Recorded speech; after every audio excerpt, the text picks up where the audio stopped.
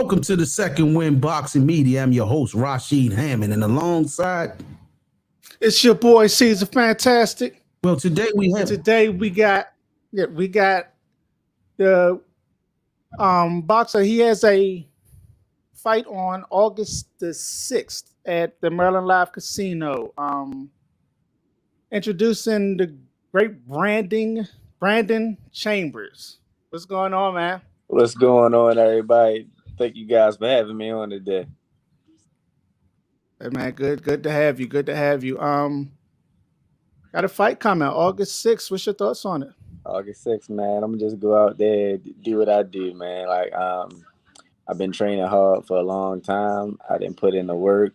Me and my coach been working on things. It's just been a little different being down in Georgia, learning a different style. But everything's starting to come together. So I'm just taking it as far as I can actually take it. I'm having a lot of fun with it, and just thanks to everybody over at Jetta Promotions, Tony and Krista, for actually giving me the chance to just display my skills. Okay, yeah, that's cool. Where's Brandon Chambers from? Brandon Chambers is from Baltimore, Maryland. Go O's! But currently right now I live in Atlanta, Georgia. Okay. See, is there any fighters you looked up to coming up, like that you maybe patterned your style after, or Um, there's a lot of fighters I looked up to. My style probably don't pattern. I looked up to Mike Tyson, um, Roberto Duran, loved Sugar Ray, Bernard Hopkins, Winky Wright, another that's guy my guy. from the DMV area, but kind of don't fight like any of them. Maybe Duran, because like I actually like fight and I fight inside, but probably take things here and there. But I kind of got my own style. It's like not quite a boxer, not quite a puncher. Like I'm just probably like an all around fighter, if that. Okay. So any new guys out here that tends to motivate you, or you see things and you're impressed with, or you maybe could take a little bit from what they do, and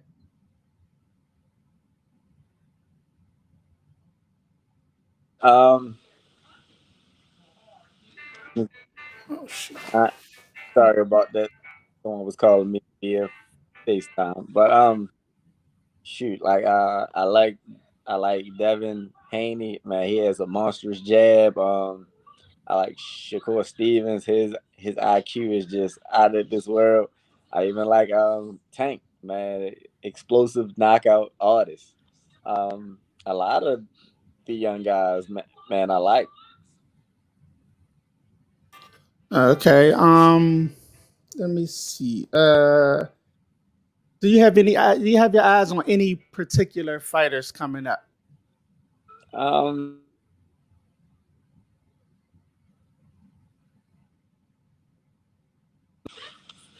I'm sorry about that. I don't know why calls keep coming through. My phone is on do not disturb, but that was just Tony.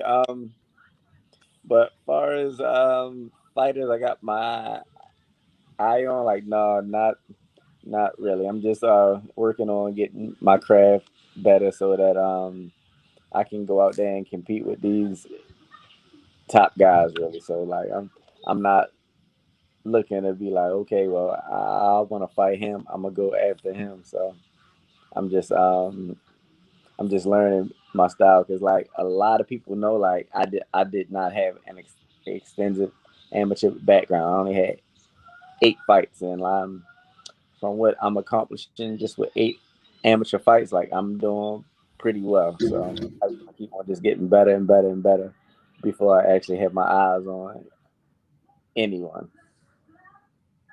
Okay. And what's your thoughts on this fighter you got coming up, Tyshawn Autry? Um, really, like I seen a little bit of film on him. I know like he likes to also fight in the inside, like his record doesn't show, but he can actually pretty fight. So this isn't gonna be an easy task for me, but I'm gonna go and do what we've been working on and get the job done.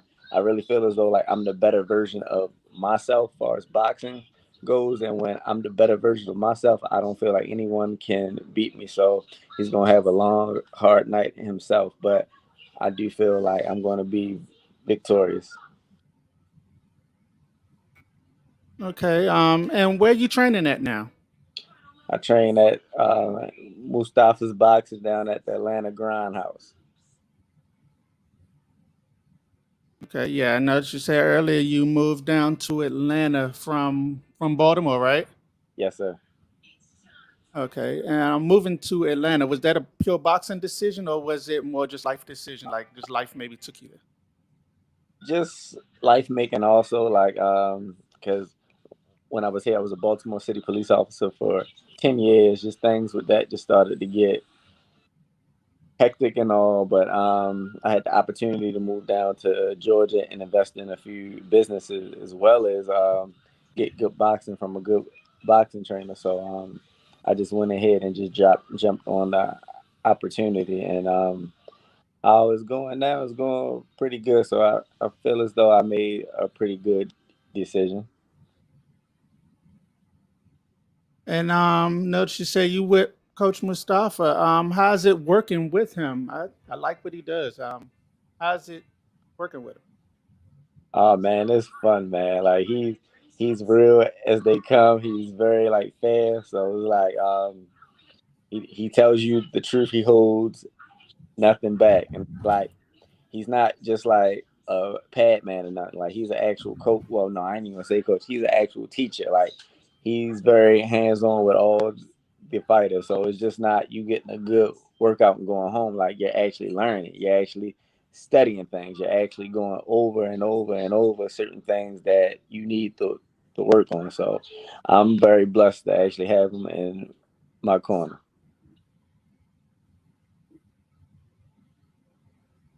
Okay, that's cool. Do you watch tape on opponents before a fight, and also do you watch like tape of yourself to prepare? Because I noticed some people say they don't like to watch tape. Like they don't do the tape. Their coaches will watch the tape for them, and they'll tell them what to do. Or they don't like to watch their previous fights so that they can see what they did. They let the coaches do that. What's your take on that? We do critique and break down both. We'll break down an opponent and we'll break down what I did wrong and whatever I did wrong, we'll drill on that so that I don't make the same mistake twice. So, but going into it, when he looks at the opponent, like he tries to find strengths and weaknesses, but we both know like no fight is the same going into like the next fight. Like 9 times out of 10, they do get better. Sometimes fighters do get worse. So we always expect for a stronger opponent. Like even though like we might have a blueprint of how he fought before, he might not fight me the same way because my style may be different from the last guy he fought. Oh, okay. And in camp, like in camp, do you like to work on things based on like your opponent, like on your opponent, or is it really a all around just improving Brandon Chambers type of thing? Yeah, it's just really all around and proving me so that I can just be the better me. Okay. And one thing I like to ask is, what does fight week consist of for you? What are you doing? Uh, What are you doing fight week? Fight week, towards like the middle, really watching my weight, watching what I eat, just pretty much winding down and relaxing, just getting getting my mind ready for war, watching just old fights, studying certain things and everything, but just basically getting mentally ready to go into a fight. Okay, and then fight night. What is fight night? What is fight night for Brandon Chambers? What are you doing? What are you feeling? What emotions are going through you? You know, what's going on with you Uh, on fight you night? know, like any other fighter, like you got your nervousness going on. So I just try to remain calm as possible. My coach tries to keep me as calm as possible. Like we know we need to go in there with a clear head and everything. I don't need to be too excited, exerting a lot of energy. So just relax and listen to like some nice slow jams just to keep me nice and balanced. So just try to relax because as soon as that bell rings, I'm in the ring trying to knock his head off. He in the ring trying to knock off my head just as well. So yeah, All just try to keep. right. Yeah, I get you. I'm with you. All right, she, you got something? You got something Yeah, cool? yeah. How's it going, brother Brandon? How's it going, man? Man, it's going great, man. Yeah, man. I've heard nothing but good things about you before I actually met you through Tony Jetta, man. He always praising and giving you, saying how such a great guy you are, man. And I bear witness to that at the last fights that was held at the Maryland, the Casino Maryland Live, right? Yes, And sir. I noticed, man, we did an intermission, and during that intermission, you were giving away things to the local Baltimore area young youth. And man, I was just impressed, man, Holly, how you were able to give back to the youth. And even though you moved away, moved to Atlanta, you still never forgot your hometown. And and police officers in this day and time get kind of a bad rap. But Right. man, you displayed something totally opposite of what was we seen and presented in the news media. Uh, man, what is your motivation for giving back, man, and what made you want to give back to the youth, man? Man, I actually appreciate that. But anything before that, like you told me that you had great things from it, man. Tony Jetta is like a brother. I just want to give a big shout out to everyone over at Jetta Promotions. He's also a fellow police officer, and like just along my journey with boxing, he's helped me so much. That's my best friend, man. But giving back to the community and kids, like I know what it's like to like grow up hard and not have certain things. I know what it's like not to have lights. I know what it's like to miss a meal. I know what it's like to go to school with like old shoes, and then when like you go back, you got kids that got more than you, and they're talking about you. So it's like I try to give back just from personal experience and just knowing how it is, but also I give back because I know people need help, and it's like Right.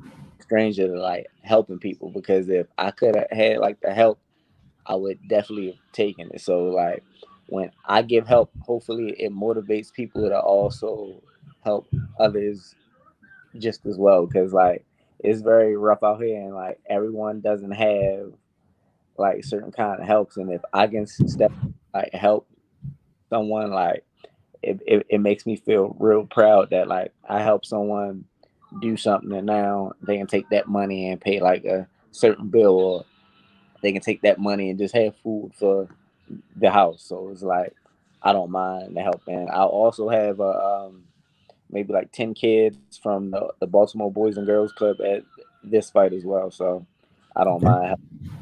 Yes, indeed, man. Man, you also the NBF National Boxing Federation champion as well, correct? No, it's the What is that? Okay. ABF, Atlanta Boxing Federation, correct? yep. Atlantic Boxing Federation. My apologies, man. Yeah, I'm the Uh, ABF Atlantic and the ABF USA champ. there we go. Yeah, man. How was that, man?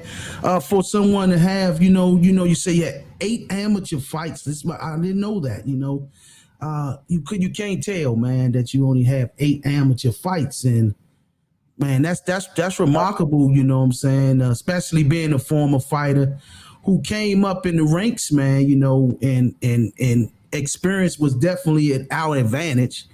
Most of us had over hundreds of fights, so to have 8 amateur fights become professional and win a title in such short time is a remarkable accomplishment, man. You continue doing what you're doing, man. I appreciate it. You know, good things happen to good people, man. And if you're giving back, man, you deserve everything you're getting, man. So, where do you see yourself 5 years from now in the sport of boxing? 5 years from now in boxing, shit, I'm gonna shoot for the stars. I'm gonna try to be a world champion. I'm gonna try to like fight for a world title. But if not, hopefully, I hope to be like world ranked. And a lot of these guys, big names and big backgrounds, like I want them to know my name and be like, yeah, dude can definitely fight. Like, Yes, indeed.